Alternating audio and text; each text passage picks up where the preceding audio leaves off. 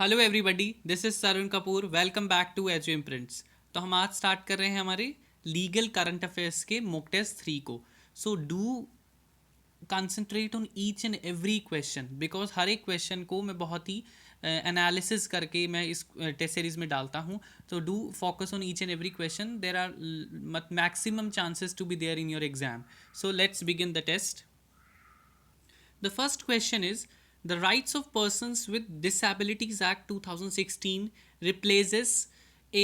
Person with Disability Act 1955, B. The Persons with Disabilities Equal Opportunities Protection of Rights and Full Participation Act 1995, C. Disability Act 1998, D. None of these.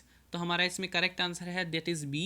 अब देखिए ये question मैंने क्यों डाला है, because recently एक supreme court की judgement में सुप्रीम कोर्ट ने कहा है कि जो डिसेबल पर्सनस हैं वो इक्वली सोशली एजुकेशनल बैकवर्ड हैं जिस तरीके से हमारे शेड्यूल ट्राइब्स एंड शेड्यूल जो कास्ट के पीपल होते हैं। बिकॉज एक वन ऑफ द यूनिवर्सिटी ने क्या करा था कि जैसे 15% रिजर्वेशन हमारे शेड्यूल कास्ट को दे रखा है और 10% हमारे PW दे रखा है। I am giving you an example only, suppose. तो उस केस में तो जो शेड्यूल कास्ट कम्युनिटी है उनका ज़्यादा लाइक रिजर्वेशन ज़्यादा दे रखा है। तो उस केस में सुप्रीम कोर्ट ने कहा है कि ये भी उतने ही मतलब इनको भी उतने ही हमें रिजर्वेशन रिक्वायरमेंट की ज़रूरत है जितनी उनको ज़रूरत है। So that's why this become in news. उसके बाद आ जाता है द श्याम नारायण चौकसी versus union of India 2018 is also known as A. Hadia marriage case, B. Air India case, C. National anthem case, D secular India case. तो हमारा इसमें correct answer है that is national anthem case, very popular case. Check in the landmark judgements of 2017-18। I will attach this video. Then recently a play has been filed in Supreme Court to remove which of the following words from the preamble of Indian Constitution? तो A socialist secular, B sovereign socialist, C republic socialist, D secular and integrity. तो हमारा ये पहला ही है, socialist and secular words को ठीक है remove करने के लिए बात की गई है। उसके बाद में आ जाता है who is the executive chairman of National Legal Service Authority? A mister Rajeev Goba, B justice Sharad Arvind Bobde, C justice NV Ramana, D justice AK Sikri. तो हमारा इसमें करेक्ट आंसर सी है और ये हमारे क्या हैं आपको पता होगा, पैट्रन इन चीफ हैं जस्टिस अरविंद जो Bobde, chief justice patron in chief हैं हमारे नेशनल लीगल सर्विस अथॉरिटी के। नेक्स्ट है who among the following serving जज for the first time directly appointed as a union law secretary? कि पहली बार किसी सर्विंग जज को डायरेक्टली यूनियन लॉ सेक्रेटरी बना दिया गया है। A Radheshyam, B Anoop Kumar Mendiratta, C Anurup Ahuja, D is Dhampal Singh. तो हमारे इसमें करेक्ट आंसर है दैट इज अनूप कुमार जो हमारे बी हैं।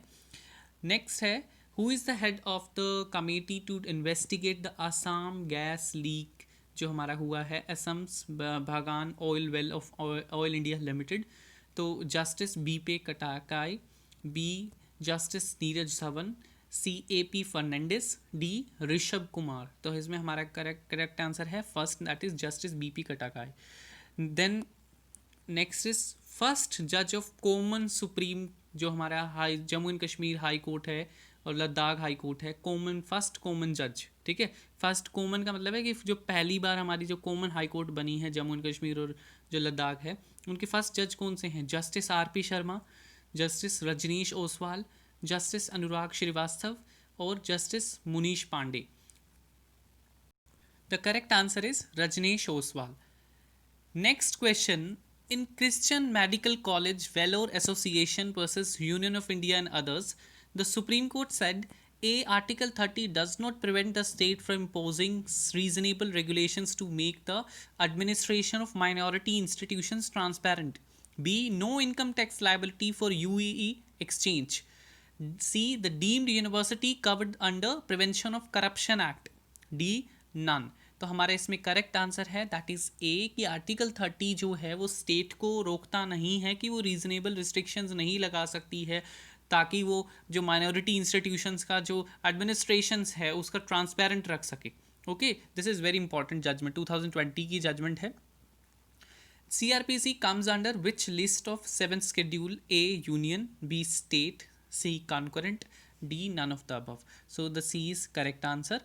Then next question, Which section of IPC talks about the disobedience of quarantine rule? A section 260, B section 263, C section 271, D section 269. तो हमारा correct answer है section 271. So these are the 10 questions of mock test 3 of legal current affairs. So if you like my questions and the way of presentation, so do like, comment and share my videos to your friends, and do not forget to click on the subscribe button and hit the bell icon so that you can get the notifications automatically. Thank you so much. Hope to see you all in the next session.